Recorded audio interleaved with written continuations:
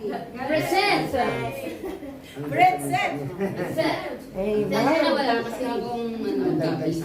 Nandito po sa aking Dapat present na. Lyrics ko na lang guys. So good afternoon po sa ating lahat. And ang aking topic ay the Holy Spirit and the God's new law. Amen. Pero doon God news. Ang dami. So, umpisahan ko na po. So, in fact, it was impossible to observe all the small details, but for those reasons, Apostle Paul wrote this would be burden Gentiles. This is strict regulation because very strict regulation to follow Jewish the law before. Example, yung law ng temple at ang service of God. Dati, sa law covenant, kailangan nating sumunod. Amen. Sa mga rules and regulation nila. The converted Gentiles apostle, they said, don't want give any burden to all Gentiles who believe in the Lord to follow the strict regulations before. Like Sabbath day, yung mga kumakain na bawal ang mga pagkain, tapos at saka yung mga Jewish law. But Apostle Lucas and saka yung other disciples, they just decided and approved by God is written in Acts 15:10 verse 10. Sabi niya, now therefore, why tempt ye God to put a yoke upon the neck of the disciples, which neither our fathers nor we were able to bear? But we believe that through the grace of the Lord Jesus Christ, we shall be saved. Natapit to last time ni Sister Claire, yung yoke. So, sabi po niya dito, now therefore, why tempt you God to put a yoke upon the neck of disciples which neither our fathers nor we were able to bear? Sabi niya, there's a lot of law Jesus given to Moses before. Law also and other obligatory, they did not follow also. Even the original apostle, 12 disciples of Jesus Christ, hindi rin nila na-follow yung mga rules and regulation dati. So bakit natin ipapatong yung yoke? I-attempt natin si Jesus Christ na gawin yung bagay na yon, sabi niya. And it's very clear that a lot of Gentiles, they want to be a Jewish. They want to follow the law of Jews, even Apostle Lucas, written in Jewish law, that did not follow or perform the God of all command of them. And now, why all converted Gentiles pushing them to follow the law and command the Jewish law that they did not obey, like circumcision? Dati, you are obligation to circumcision, it is not, you are not a part to the covenant community, sabi niya. Means, kapag hindi ka na-circumcise dati, hindi ka magiging kabahagi ng community nila and you are not part of the promise of God if you are not follow the rules before. Pero, the good news, may good news tayo, syempre. Now, the good news from the God and Apostle says, why should we make them suffer? Sabi nga niya. Why we should make them to do what we have not done, sabi niya. Bakit natin ipapagawa yung bagay na hindi naman natin nagawa dati? Okay? So, the Bible says in Acts 15:10, katulad na binasa ko na, why we need to attempt Jesus Christ to put you, which is, we did not do what we were supposed to do, sabi niya.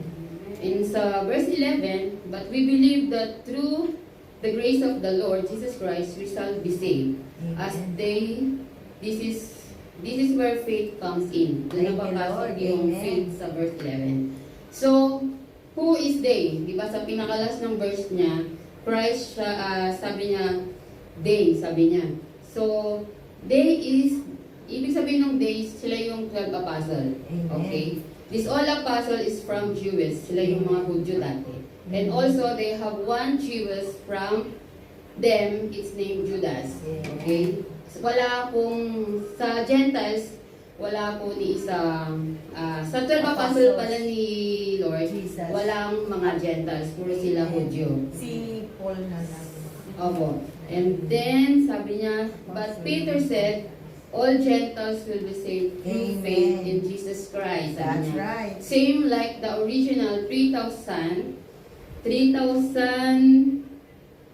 that received the Holy Ghost in Acts Amen. 2, a day of Pentecost, all of them from Jews, all of them baptized din. Amen. So lahat po doon ng a day of Pentecost, na-baptize po sila, so na-save po sila. Amen. When did the Gentiles enter the scene? Sabi po nila, nung dumating na po ang mga Gentiles sa Law of Covenant, at pumasok sila sa bahay ni Cornelius, mababasa niyo yan sa Acts 10, Amen. at saka sa Acts 8 naman, papasok na rin ang half Jews and half Gentiles and Samaritans. So, doon nangaral si Philip sa sa evangelical. Okay, point of view to be understand, sabi niya.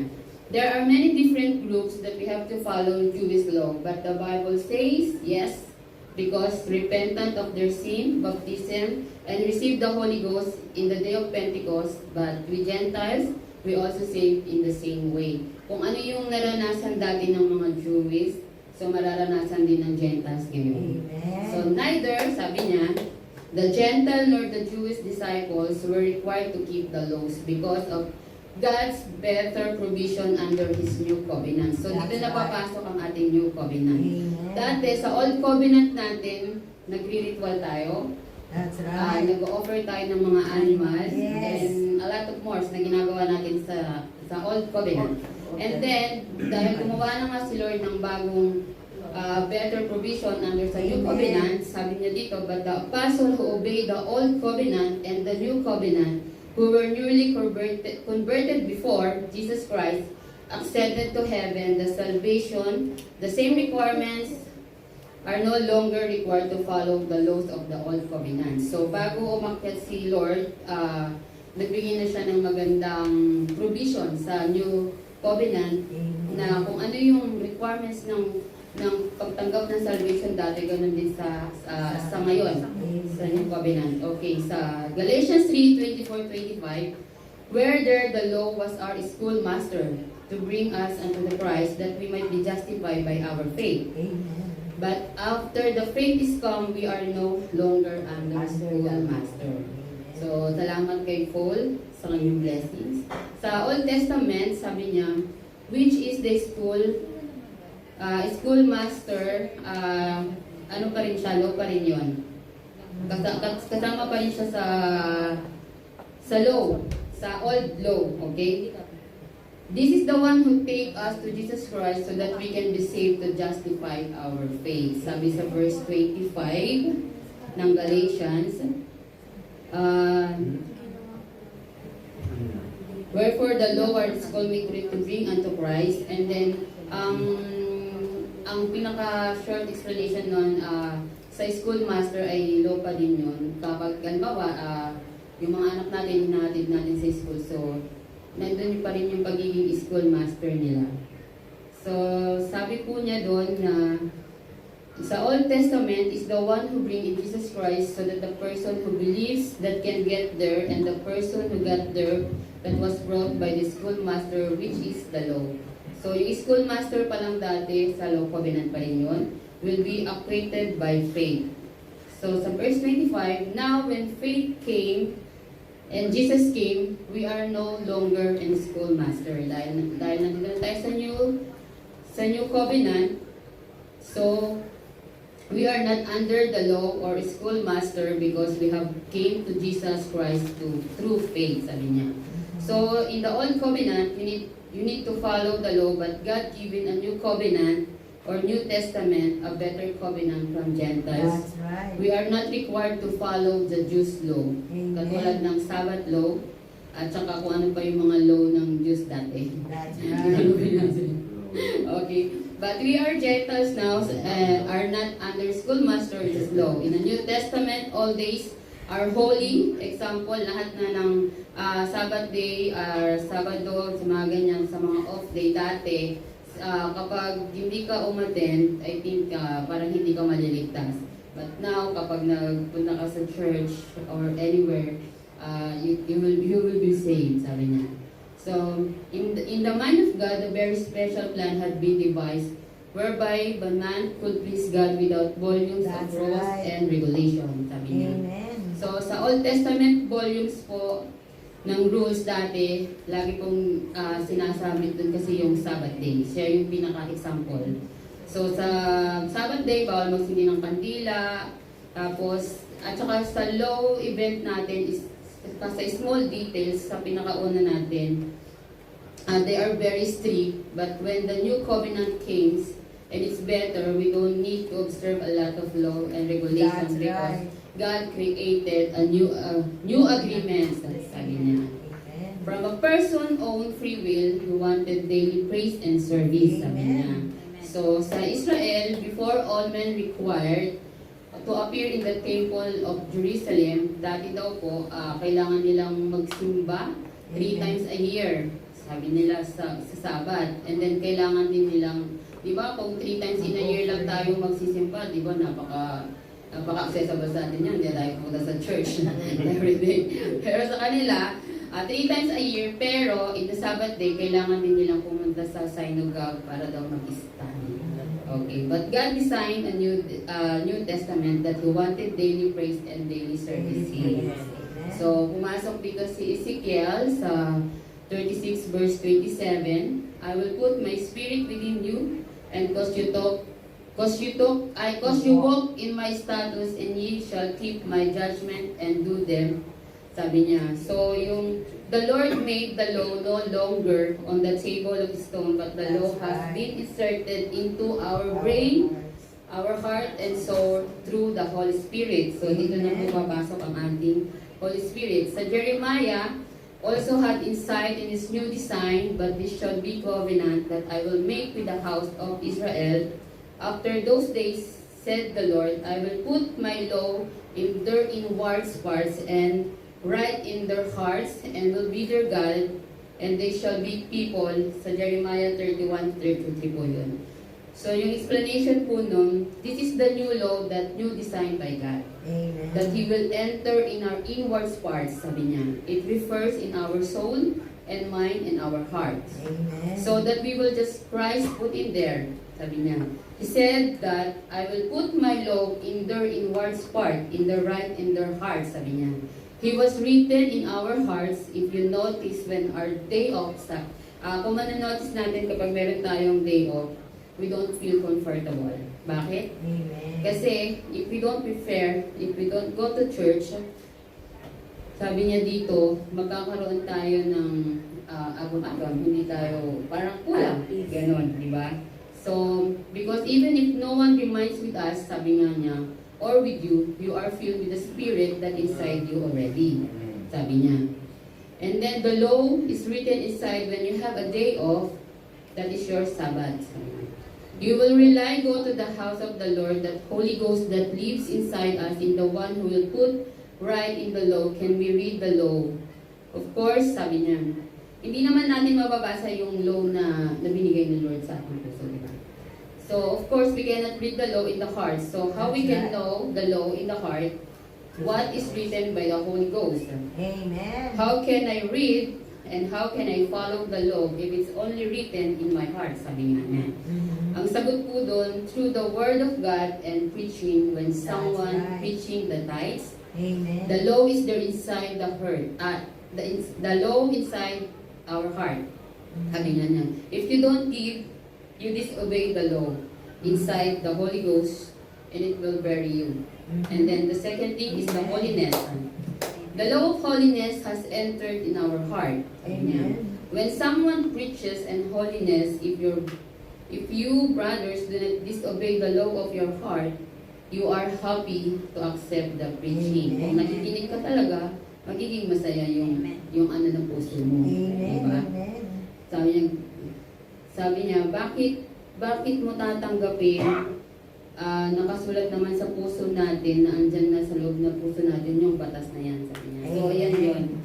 And then, example din, magpapatawad sa kapwa. Siyempre, kailangan mo magpatawad sa kapwa. Yun yung Holy Ghost na sinulat niya ng batas na Sinulat niya yung batas na yan na kailangan ka magpatawad. Sabi niya, anak. Paano ba malalaman na nakasulat yan sa puso natin? Kasi nga, pinangaral na nga at nababasa rin sa salita ng Diyos. At pinangaral at ipapangaral pa. Kasi isa siyang inspiration at encouragement sa ating lahat. Kung naririnig mo yung preaching, kung magpipreaching si Pastor parate sa Bible study, ganyan, at nagpapakumbaba ka at nagpapatawad ka na, syempre makakaramdam ka ng pag-iyak, di ba? So, Amen. ibig sabihin, That's right. natatouch na yung puso mo. Amen. So, yung batas, nasa puso mo na yon, nakasulat na siya. Tapos, sabi niya dito, kasi pinangaral na nga at mababasa sa salita ng Diyos, kung naririnig mo yung preaching, kasi meron ka ng pagpapatawad sa puso mo, hindi ka nang nagagalit. Dahil sa preaching na yun, patatawarin ko na siya, kalilimutan ko na siya, kasi yung batas na yan actually nakasulat na sa puso natin. Tapos, delikado rin mga kapatid kung nag-rebelde tayo sa pangangaral at pagtuturo That's right. Thank you, ng Lord. salita ng Panginoon. Kasi nilabag natin yung batas na nasa loob. Lahat yun ay nasa loob ng ating mga puso. Sabi niya, sino ba ang nagsulat? Diba si Jesucristo? Amen. Ang sabi niya sa Bible ay the Holy Spirit, ang Diyos ang mismong sumulat sa ating mga puso. Nang tinanggap natin yung Holy Spirit, right? Tapos, and we will be their God and they shall be people, sabi niya. Kailan mo ba magiging Diyos ang Diyos? Kailan mo ba magiging Diyos ang totoong Diyos? That's right. Dapat nating sambahin kapag naisulat na ang batas sa ating mga puso. Kung hindi ka pa nakaka-receive ng Holy Ghost, kung hindi ka pa nakaka-receive ng Holy Spirit, mga kapatid, hindi ka makakapag-worship sa totoong Diyos. Because That's God right. shall be worshipped in the Spirit and in in truth. Amen. God looking true God is looking for true worshiper who worship Him in Spirit and truth. Amen. Sabi niya, what if the Holy Spirit, sabi niya, He cannot worship the Spirit and He cannot connect with the Spirit of God, sabi niya. So when we will become God, when the law is written in our heart, who will write that law is God Himself, that is a promise from God, sabi niya. So there is a new covenant, sinasabi sa Jeremiah na kapag nag-covenant na yon ay para sa buong buhay natin. Nakasunduan ay para sa bahay ng Israel na nakareceive sila ng Holy Ghost, paano ang mga Gentiles na na-convert din, sabi niya. Yung binasa natin kanina sa mga apostol, hindi na papabigatin, sabi niya, susundin nila ang rules and regulation ng mga Diyos dati sapagkat tapos na ang papel ng schoolmaster. Yun yung law, sabi niya. So nung dumating yung pananampalataya, hindi na po tayo under ng law at under na tayo ng law ng Spirit. Amen. So, nandito na po tayo sa pinaka-last part. kay Paul na po tayo. So, in writing sa Hebrews, Paul understood that coming of the Spirit fulfilled this promise, the new covenant. So, for his practice sa Hebrews 8:7, for the first covenant had been faultless, that should no place had been sought for the second. And then the same Hebrews 8:10, for this is the covenant that I will make the house of Israel after those days, said the Lord, I will put my laws into their mind and write them in their hearts, and I will be to them God, and they shall be to be my people. Sabi niya. So, number one, how we know the law already written in our hearts? Paano ba natin malalaman? Sabi niya. Praise the Lord. Ano ba yung mga signs? Sabi niya, na God already done right in our hearts. Sabi niya. Amen. He will only be God's people when we finish writing the law. Sabi niya. He said, and they shall be to me a people. Sabi niya. Yes. Regardless to your color skin, sabi niya, background, education, o kahit saan ka nanggaling. That's right. When you receive the Holy Spirit, sabi niya, it is already written. Kumbaga sa computer yan naka-download na. That's Downloaded na lahat ng information, lahat ng data sa langit na na-download na sa'yo once na na-receive mo yung Holy Spirit. Yes. Sabi niya. So parang sa external drive, sabi niya. So parang ikaw mga kapatid ay parang external hard drive. Kapag naka-receive ka ng Holy Ghost, naka-download lahat ng spiritual na data sa'yo. Pagdating sa pagpapatawad, generosity, pagtulong, pagpapakumbaba, sabi niya. Holiness, worship, praise, prayer, and fasting. So lahat po yan, kapatid, is downloaded na yan at ipiprint mo na lang, isi-search mo na lang, open mo na lang, i-explore mo na lang kung ano ang Holy Spirit at kung ano yung Holy Ghost. So, dahil hindi ko pa siya na-receive, so I will seek. Yes. So, wag lang sana ma-virus yung Holy Spirit na na-receive nyo. Kasi, kapag gumawa ka ng kalokohan mga kapatid, sabi niya, That's where the virus is. yes, kapag gumawa tayo ng kalokohan mga kapatid, at pumasok na naman ang kasalanan, binigyan na natin ng puwang ang espiritu ng kaaway ng ang virus. Sabi niya na naman. So, walang pinipili yung virus ng kasalanan, mga kapatid. Either si pastor, missionary, ordinary member, or That's associate. right. So, let's deep into verse 7 na po. For if the first covenant, sabi niya, had been faultless, there should be no place, but be sought for the second. Kasi kung perfect na yung old covenant, ay hindi na gumawa ang Panginoon ng New Testament. Kasi perfect na ang Old Testament, pero ang problema, hindi kasi walang katupad kahit isa sa mga sinabi ni Pablo. Walang gumawa sa mga inutos dati. Kaya nagkaroon ng New Covenant, nagkaroon ng better New Covenant, ganyan. So, tapos ang mga Gentiles na gustong maging Jews, huwag tayo papadaya sa ganong katuruan, sabi niya. Kasi marami tayong makakahalubilo sa labas na mga turo, sabi niya. So maliwanag na for the first covenant had been faultless, then should no place had been sought for the second. So ginawa ng Panginoon, nilevel up niya po, so ginawa na ng better covenant, na hindi na sa pamamagitan ng righteousness ng tao ang pagsunod ng batas, kundi grasya ang kaligtasan ng biyaya na binigay, tatanggapin na lang natin at ipapamuhay ang kanyang salita. So sa verse 10, for this covenant I will make with the house of Israel after those days, saith the Lord, I will put my laws into their minds. Sabi niya. So ang batas daw ay nasusulat na sa ating isipan sa Old Testament, kanina sa book ng Jeremiah. Isinulat na, sa book ng Jeremiah, sinulat niya na yung mind. At I will put my laws in their minds, sabi niya. Ang Diyos mismo ang naglalagay sa kanyang batas sa ating isip, which is the heart, is anonymous term in the spiritual term in the New Testament. And right there, in their hearts, sinegregate niya yun eh. Sa Jeremiah, sinabi niya yung mind.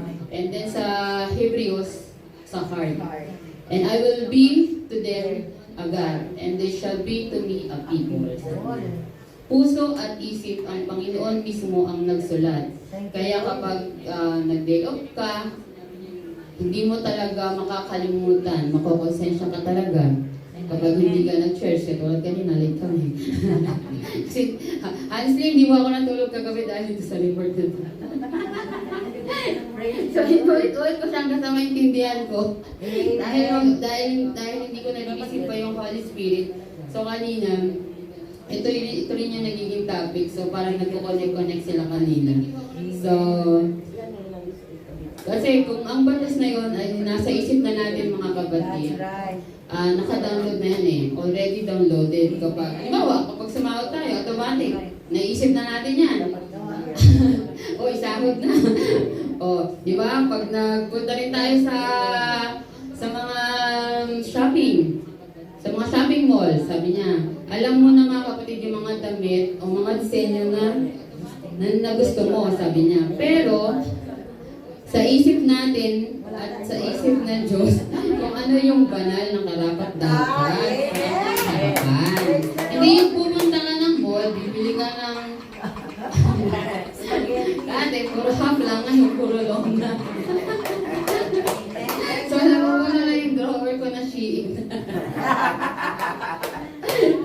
sa mahaba ng mga damit. So, kumbaga automatic na yan, nasa isip na natin yan. Kasi nilagay na yan ni Lord eh. Kapag basta nakaisip ka na ng Holy Spirit or Holy Ghost, kahit na anong gawin mo sa buhay mo, hindi na mabubura yan dahil nandiyan na si Lord, siya na yung nagsulat sa puso mo at sa isip mo. Kaya automatic na yan eh, sabi niya, nilagay na ni Lord sa ating isipan. Sabi niya. So example lang natin, kung yung laptop natin, tapos lahat ng USB, ayan, lahat ng tao gusto pumasok sa buhay natin, eh, they are unbeliever. So syempre magkakapasok ka na ng virus. Kaya pipiliin mo lang yung ipapasok mong USB sa yung laptop or sa yung buhay. Sabi niya. Kasi sa computer, kung may antivirus tayo, tagpasok tayo ng USB drive, magpapapap doon, detected danger. So, ganun din yung mga ibang tao na papasok sa buhay natin. So, kailangan natin i-figure out yung mga taong pumapasok na ipapasok natin sa ating buhay. So, mag-ingat tayo mga kapatid sa pagsaksak. May yung bagong mundo ng outlet. Kasi iba na yung world natin ngayon. Kapag sinaksak natin sa isang bagay, yung system ng ating spiritual life madadami. Kaya, huwag po natin papasukin yung virus sa ating mga puso at mga kasalanan, sabi niya. Maliwanag dito na isinulat ng Diyos sa ating puso at isipan, kaya hindi natin makakalimutan. Alam niyo ba yung mga na-receive ng Holy Ghost, katulad ng mga nag-backslide na, hindi naman nila talaga nakalimutan si Lord kasi sa Acts 2:38, sa Malachi 3:10, kabisado ng mga backslider yan. at ang praise and worship, syempre. So, kasi ikaw ay born again na, kahit mag-backslide ka, babalik at babalik talaga sa puso at isipan mo yung mga ginawa mo sa church. So, nakatanim na yan eh, sinulat na nga ni Lord. Binabatas niya na nga eh, sabi nga. Yun na yung bago niyang new law sa inyo. So, kapag when we repent our sin, baptize, receive the Holy Spirit, makapasok tayo sa kingdom of God. And then He makes a new covenant with us. Once na nakapasok ka, gagawa na ng kasunduan ng Panginoon between Him and you. Gagawa siya ng covenant sa'yo na siya yung healer mo, protector, provider, kumbaga package deal na yan. Sabi niya na sa yung covenant. Kapag tayo ay nadat ng buhay at dumating na si Yesu Cristo, maliligtas pa rin tayo dahil sa bagong covenant. So mahaba pa pala. So sa amin po na sa God's part na tayo eh. Dito na tayo sa may God's part. Mabilisan ko na lang. Dalawa kasi yung written word, sabi niya, espiritu ng nasa loob at ang espiritu ng salita. Na ibinangaral na tinuro, sabi niya, we are taught how God desires us to live, sabi niya. Bakit tayo nag-i-amen ang nag-response ng praise the Lord sa mga pag-aaral o pagtuturo dahil sumang-ayon ang espiritu ng nasa loob. Sa mga pag-aaral o pagtuturo dahil sumang-ayon ka, so kung gumawa ka ng kasalanan, natamaan ka sa preaching, ang espiritu mo, nag-convict yun sa puso mo. The Spirit will judge, sabi niya, and convict according to the law, sabi niya. Kailangan magsisi ka na naisulat sa mga ating puso at isipan. Kaya pag once na nagsisi ka kay Lord, papatawarin ka niya, lumuhod ka, umiyak ka, at magpakumbaba ka sa harapan. Lilinisan ka niya ulit, sabi niya. Salita ng Espiritu na sa loob. Kasi nandito na yung Espiritu ni Jesus Cristo sa ating mga puso. Hindi naman tayo perfect. And then, so sa part naman natin, kasi yun yung part ni Lord. So sa part natin, so may Proverbs 3:5-6, lagi nating kabisado natin to, trust in the Lord with all your time and leave not unto thine own understanding. Sabi niya, and all the way acknowledge Him and He shall direct your paths. So, lagi natin nire-request sa ating mga pastor, mga kapatiran, ay pag-pray tayo, mag-request tayo ng guidance, di ba? Ang bilis lang natin sabihin yun, pastor, guidance, spiritual, ganyan. bigkasin lang mula sa Panginoon. Ang gandang pakinggan, di ba? At ang sarap ipag-pray. Hindi mangyayari yung guidance ni Lord if hindi mo siya in-acknowledge sa buhay mo. Sabi niya, sa lahat ng iyong affairs, sabi niya, sa part na po natin yun sa lahat ng ating affairs, sa lahat ng ating events, sa lahat ng ating ginagawa, kaya dapat kasama natin si Lord pala. Paragi. Parate, walang guidance sa plano natin, walang guidance na mangyayari. So ano ba ang part natin? Ang part natin is willing to submit to Jesus Lord o ang Master natin para sa rule and direct our affairs, sabi niya. So sa gradually, dahan-dahan, hindi mabilisan, sabi niya, kaya niya gradually. Gradually, Christ must be performed as in thought, attitudes, action must be ours. His commission then teach new disciples is to help spread the good news of salvation of the world, our ultimate goal kung bakit tayo niligtas ng Panginoon. Ginawang disciple ang makatulong tayo sa pag-spread ng salita ng Panginoon sa buong mundo. Ayun yung pinaka-commission, ayun yung pinaka-greatest commission natin is to preach the gospel of the world, sabi niya. So, we receive the Holy Spirit, yan yung spiritual data na naka-download na sa buhay natin. Kasama na dyan yung healing, you can now command healing to your own body. Diba? Nagpipray tayo, kapag nagkakasakit tayo, pinagpipray natin sarili natin na gumaling tayo.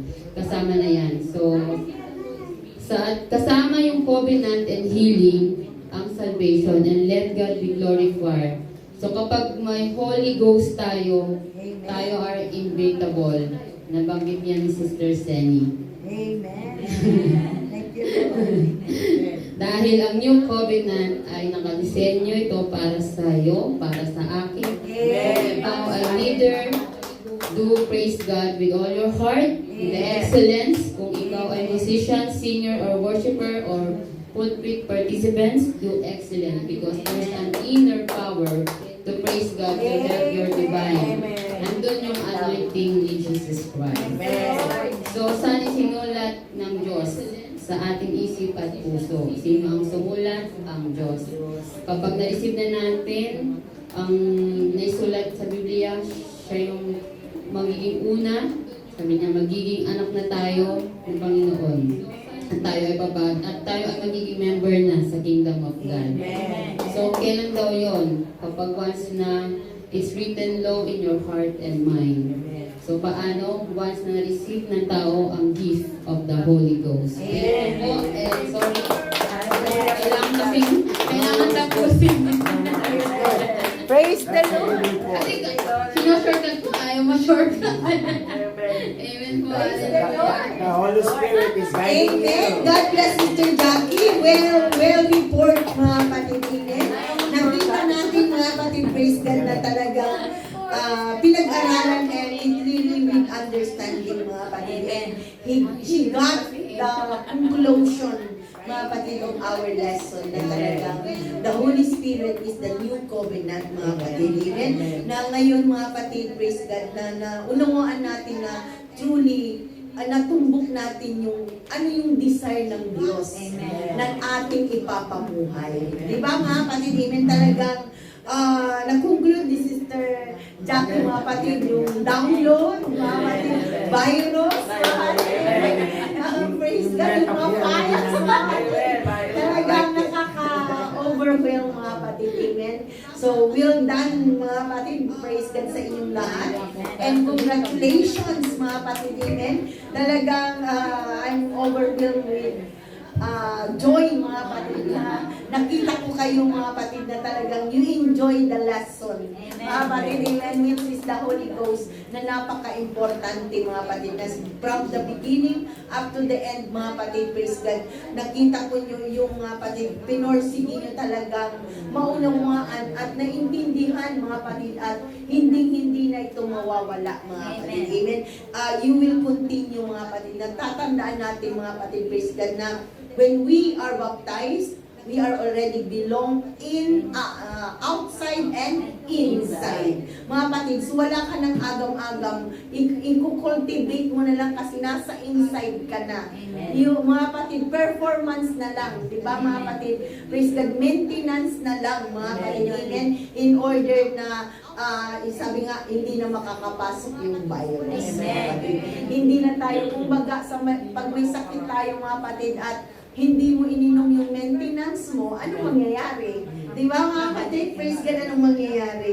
Kaya, we have to maintain, mga kapatid, amen, and let the Holy Ghost, mga kapatid, dwell into our hearts, mga kapatid, amen. Na napakaganda, mga kapatid, praise God, the Lord already written in our mind, in our heart. And ang pinakamasarap doon na pakinggan, mga kapatid, that we are already His people and He is our God. Amen? Hindi ka na malilito, mga kapatid, praise God, and hindi ka na magiging palaka, mga kapatid, na jumping to another churches, mga kapatid. You have to stand, ano ang church na ipagmamalaki mo, which is the Church of Jesus Christ. Hindi, ito pulong lang natin sa silid-aralan na ito, mga kapatid, but this is the Church of Jesus Christ. Yun ang ating, mga kapatid, praise God, idadalhin, mga kapatid, kasi sabi nga dito, mga kapatid, praise God, when we have the Holy Spirit, mga kapatid, the thoughts, the actions, mga kapatid, ano yung isa? The attitudes, mga kapatid, and the commission. Diba? So, apat, mga kapatid, praise God, the thoughts, praise God, ano yun? The thoughts, the attitudes, the actions, mga kapatid, the thoughts, the attitudes, and the action of our Lord Jesus Christ, and His commission. Diba, mga kapatid? Kasi ang mission ng Panginoon is inigtas tayo. Diba? He saved us. Kanya nga, mga kapatid, He came to earth to save us. Ngayon, yung salvation na yun, mga kapatid, praise God, when He resurrect, mga kapatid, He assure, mga kapatid, that He will fill us upang sa ganun, mga kapatid, amen, ito yung ipapangaral natin sa lahat ng tao na maligtas tayo, mga kapatid, amen. Praise God, kaya nga ang pananampalataya, mga kapatid, praise God, is not just belong to the church, mga kapatid, but this is your own personal salvation, mga kapatid, na you are no longer behind. Hindi ka na behind. Mga kapatid, you are already in. Diba, mga kapatid, you are already in the Lord, mga kapatid, which is Christ in us, mga kapatid. At sabi nga, mga kapatid, praise God doon sa Ephesians, mga kapatid, na the Lord fill us all. Diba, mga kapatid, through His Holy Spirit, He fill us all. Na tayo na sinilyuhan niya, na anak niya tayo. Kaya, we have those that are not yet baptized with the Holy Ghost. Talagang iimo yan na kailangan matatakan ako, Panginoon, na ako'y pag-aari mo. Mga kapatid, amen, kasi madali tayong makurap, mga kapatid, kung wala talaga yung Holy Spirit, mga kapatid. Kaya as I testify, di ba, makikita natin, mga kapatid, na maraming mananampalataya, mga kapatid, praise God, na as always testify, mga kapatid, na I'm already how many years in the Lord? 35 years. 35 years from the day that I received the baptism and the Holy Ghost, mga kapatid. No one can shake me, mga kapatid. Amen. Kasi sabi ko, ang focus ko, yung vision ko, yung heaven. Mga kapatid, bakit ako naka-vision sa lahat ng nangyayari? But sometimes our flesh is weak, di ba mga kapatid? But then, anong gagawin natin yun? We will always use our knees and our mouth to call unto the Lord, mga kapatid. Amen? Kasi nga tayo, isa-isa lang tayo, mga kapatid, na nakipagkubinati sa Panginoon, mga kapatid. Amen? Kaya we are already sharing the great commission of the Lord na tuwing mayroong mababaptize, mga kapatid, be sure na he will kneel down personally to have covenant with the Lord. So, pag sa kalagitnaan niya, mga kapatid, nag-backslide niya, hindi kung isisisi niya sa atin, hindi natin kasalanan. Amen. Mga kapatid, amen? Praise God, kundi siya na yung mananagot para sa Panginoon. But our obligation, mga kapatid, is to keep praying, to keep loving. Mga kapatid, di ba? Hindi mawawala yung agape love. Mga kapatid, amen? Na hindi tayo titingin, mga kapatid, sa bawat kahinaan ng bawat isa sa atin. Mga kapatid, amen? You have to exercise the works of the Holy Spirit, which is we receive the agape love of the Lord. Amen? Praise the Lord. So congratulations, and I do trust marami pa dapat tayo mga kapatid. Praise God, talagang na-enjoy natin, nakalkal natin lahat mga kapatid. Praise God. Christ in us is a wind and fire and joy. This is that, sabi ni Peter mga kapatid. Amen. It's like being born again, that the born again have life. Diba? Pagkapanganak ng bata, umiyak siya, di ba mga kapatid? It's like being born again. It's like us, nung tayo nakareceive ng Holy Ghost that we speak in tongues, nabuhay, the breath of life spiritually has brought back. Di ba? Bumalik sa atin ngayon na buhay yung spiritual natin. Di ba? Kaya mamuhay ka ngayon spiritually, in righteousness, in holiness. Di ba mga kapatid, tinutumbong natin. Why? Nabuhay yung spiritual. Yung connect mo sa Panginoon, mga kapatid. Yung connect, yung covenant, connect ka sa Panginoon, mga kapatid. Amen. Praise God. Naramdam mo talaga. Iba kasi yung ramdam mo ang Panginoon kaysa nag-church ka lang. Amen. Di ba mga kapatid? Amen. Praise God. Kaya yun dapat, mga kapatid, ang ma-experience ng bawat isa. Mga kapatid, kaya magtiyaga tayo sa mga kaluluwa. Amen. Magtiyaga tayo kahit mahirap. Let us fast, pray. Mga kapatid, fast and prayer, mga kapatid, is the best to win souls. And pag nandyan na sa church, let us unite ng anong magagawa ko sa system ko ito. Huwag mong lalampas-lampasan lang. Yung mga bisita, yung mga new converts, huwag natin lalampasan. Gagawin natin ang kakaya na ma-accommodate at magpatuloy. Amen? Magpapatuloy siya. Huwag mo siyang ibuli na, o sige, doon ka na lang kasi ang tagal-tagal ng service namin dito mahaba, no? Dumang ka lang. No. We should not drive her away. Manatili ka kasi hindi masasayang ang isang araw. Amen. Hindi masasayang. Ito yung kayamanan na hindi mawawala. Ang sahod natin, pag-lilimit natin, wala na. Pero pag nandyan pa rin yung kayamanan sa Panginoon, di ba? Hindi ka nauubusan, parang ang saya-saya. Ang saya-saya, mga kapatid, amen. At ngayon pa lang, nag-iisip ka na, Lord, pag uwi ko, mayroon ka ng mga target, di ba? Mayroon ka ng target na talagang hindi yung pag uwi mo, ay target ko, punta ko sa Bohol, punta ko sa Boracay, di ba? Ang target mo ngayon, Lord, kahit may isa, mga kapatid, na mapamilya, di ba? Mamabahagian ko. O kaya sa mag-prayer, pag nag-outing kami, mag-i-invite ako ng preacher. Di ba, mga kapatid, sa mga mahal ko sa buhay. Dahil hindi natin hawak. Aalis ka ulit ng bansa, ilang taon kang mawawala. Di ba, mga kapatid? Amen? Praise the Lord. So, this is the treasure that we have in Bahrain. That's what the treasure I earned in Hong Kong. Di ba? Mga kapatid, praise the Lord. Thank you, Jesus. At excited na ako, mga kapatid. Praise God sa bawat isa, mga kapatid. Amen, na makikita ko, mga kapatid. Amen, na hanggang sa pagbalik nyo sa Pilipinas talagang nagpapatuloy. At nagpapasalamat ako yung mga uwi, mga kapatid, lagi nilang sinasabi, salamat, hindi namin makakalimutan ang mga aral na pinangaral mo sa amin. Ang sarap doon, di ba, mga kapatid? Kahit may dalawa lang magsabi nun itong mga kapatid, praise God, buhay na yung paglilingkod namin sa Panginoon. Buhay na ba yung pagpupuyat mo? Diba, mga kapatid, yung mga pagod mo? Kaya may sabi, naghihilamas ako ng isang araw, mga kapatid, sabi ko, Lord Jesus, sa loob ng ilang taon, dito mga kapatid, amen. Praise God, hindi na bago yung mga pagluluto, mga pag-aaral, pagpupuyat, mga kapatid, amen. Paglilinis, mga kapatid. But then, sabi ko, Lord, pag uwi ko sa Pilipinas, maaalala ko yun, mga kapatid. Pag uwi ko kung saan dadalhin, di ba, mga kapatid, dala-dala natin lahat. Amen. So magpatuloy tayo, mga kapatid, at ang exciting, mga kapatid, na other lesson is a God I can understand.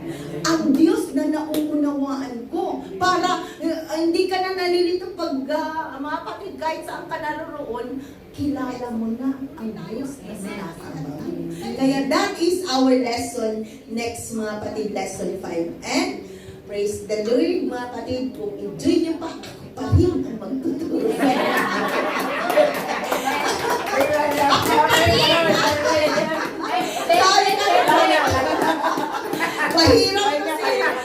Pahirap talaga si Pastora, di ba? Pangalawang puyat na naman.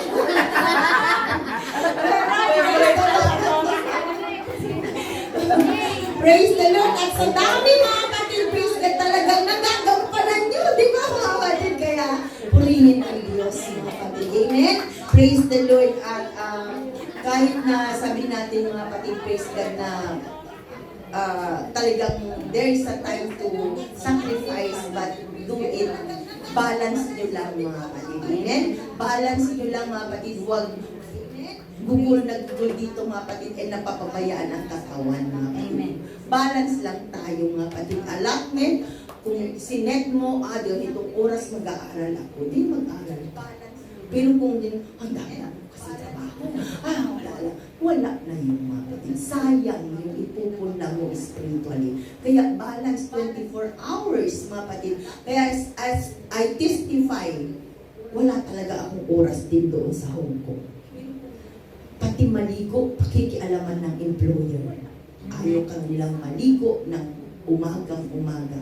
Kailangan gabi ka maligo, binabantayan talaga.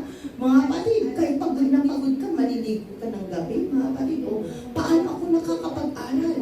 Pagtulog na silang lahat, 12 to 2. Diba? Sinacrifice yun. Pag nasa train ako mga kapatid, nakasiksik yung Bible ko. Hugot, basa.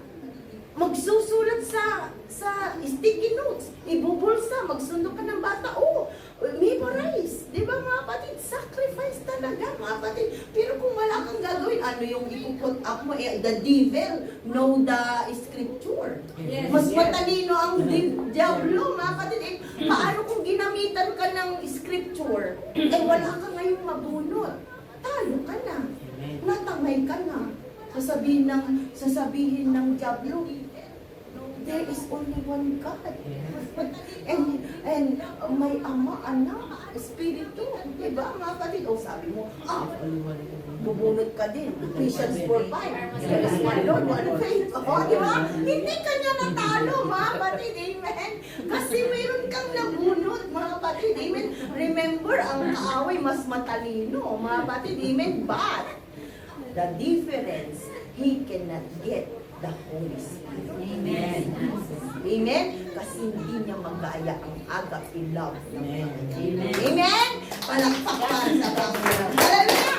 Thank you, Lord, mga kapatid. Amen. So, next Friday, mga kapatid, is your free day. Wala tayong discipleship class. Amen. But your completion, mga kapatid, as much as possible within this week, kahit isa-isa araw-araw, and then write it down na in your own na minimorize mo mamayang gabi, kumuha ka ng notebook mo without reading your Bible, isulat mo ngayon. So next, mga kapatid, God is completion. Mga kapatid, maaaring hindi nyo i-memorize dahil nahihiya kayo or makakalimutan, kahit written.